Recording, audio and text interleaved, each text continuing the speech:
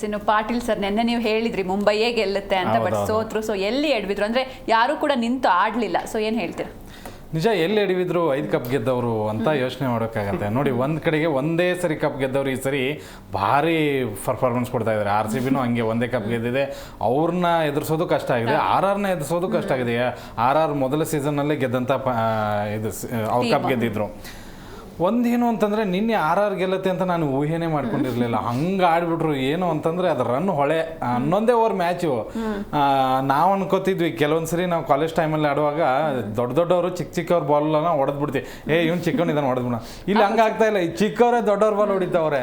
ನಾವು ಎಕ್ಸ್ಪೆಕ್ಟೇ ಮಾಡಿರಲಿಲ್ಲ. ನಿನ್ನೆ ನಾನು ಆದರೂ ಕೂಡ ಅಂದ್ಕೊಂಡಿದ್ದೆ ಬುಮ್ರಾ ಬಾಲಲ್ಲಿ ಹೆಂಗೆ ಆಡ್ತಾರೆ ಸೂರ್ಯವಂಶಿ ಅಂತ ಹೇಳಿ ಒಂದು ಕುತೂಹಲ ಅಂತೂ ಖಂಡಿತವಾಗ್ಲೂ ಇತ್ತು. ಬಟ್ ಮೊದಲ ಬಾಲಲ್ಲೇ 6 ಸ್ಲಾಟಲ್ಲಿ ಬಾಲ್ ಹಾಕ್ತಾರೆ. ಆ 6 ಹೊಡೆದಾಗ ಬುಮ್ರಾನೇ ನಗ್ತಾ ಹೋಗ್ಬಿಡ್ತಾರೆ. ಹೆಂಗೆ ಹೊಡೆದ್ನಲ್ಲ ಅಪ್ರಿಷಿಯೇಟ್ ಮಾಡ್ತಾರೆ ಅವರು. ಅದಾದ ನಂತರ ಆ ಸ್ಲೋವರ್ ಬಾಲಲ್ಲೂ ಇನ್ನೊಂದು 6 ಹೊಡಿತಾರೆ. ಅಂದರೆ ಆತ ಕೇವಲ ಬಾಲರ್ಗಳ ಹೆಸರು ಮೇಲೆ ಹೋಗ್ತಾ ಇಲ್ಲ, ಬ್ಯಾಡ್ ಬಾಲ್ನ ಹೊಡಿಬೇಕು ಅಷ್ಟೇ ಸೂರ್ಯವಂಶಿದು.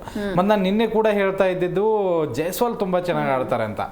ಮುಂಬೈ ವಿರುದ್ಧ ಜೈಸ್ವಾಲ್ ಇಂಥ ಒಳ್ಳೆ ಇದಿದೆ ಅಂತಂದರೆ ಸ್ಟ್ರೈಕ್ ರೇಟ್ ನಿನ್ನೆ ನೋಡಿ 48 ಇತ್ತು ಸರಾಸರಿ, ಅದು 50 ಮೇಲೆ ದಾಟೋಯ್ತು ನಿನ್ನೆ. ಅದ್ಭುತವಾದಂಥ ಇನ್ನಿಂಗ್ಸು, ಎಲ್ಲ ಬಾಲ್ನ ಹಿಟ್ ಮಾಡಿದರು. 11 ಗೇಮ್ ಅಂತ ಅನಿಸ್ಲಿಲ್ಲ, ಎಲ್ಲೋ ಹೈಲೈಟ್ಸ್ಗಳನ್ನೇ ನೋಡ್ತಾ ಇದ್ದೀವಿನೋ ಅಂತ ಅನಿಸ್ತಾ ಇತ್ತು. ಬಟ್ ಒಂದು ಲೆಕ್ಕಾಚಾರದಲ್ಲಿ ನನಗೆ ನಿಜ ಹೇಳ್ತೀನಿ, ತಪ್ಪು ಮಾಡಿದ್ದು ಹಾರ್ದಿಕ್ ಪಾಂಡ್ಯ. ಈತ ಬರಲೇಬಾರ್ದಾಗಿತ್ತು. ಇಂಜುರಿಯಾಗಿ ಇನ್ನೊಂದು ಮ್ಯಾಚ್ ಇದ್ದರೆ ಒಳ್ಳೇದಂತ ಅನಿಸ್ತು ನನಗೆ.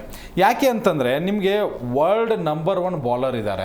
ಆಮೇಲೆ ಪ್ರತಿ ಸೀಸನಲ್ಲೂ ಪ್ರಥಮ ಓವರ್ನಲ್ಲಿ ವಿಕೆಟ್ ತಂದು ಕೊಡುವಂಥ ಒಬ್ಬ ಬಾಲರ್. ಇಬ್ಬರು ಬಾಲರ್, ಪ್ರಮುಖ ಬಾಲರ್ಗಳು ನಿಮ್ಮ ಟೀಮಲ್ಲಿ ಇಟ್ಕೊಂಡಿದ್ದೀರಾ. ಫಸ್ಟ್ ಓವರ್ ಯಾರಿಗೆ ಕೊಡ್ತಾ ಇದ್ದೀರಾ ನೀವು? ದೀಪಕ್ ಚಹಾರ್ಗೆ. ಹೋಯ್ತು ಮೊದಲ ಓವರಲ್ಲೇ 22 ರನ್ ಹೋಯ್ತು. ಸ್ಟ್ಯಾಂಡ್ ಆಗಿಬಿಟ್ರು ಅವರಿಬ್ರು.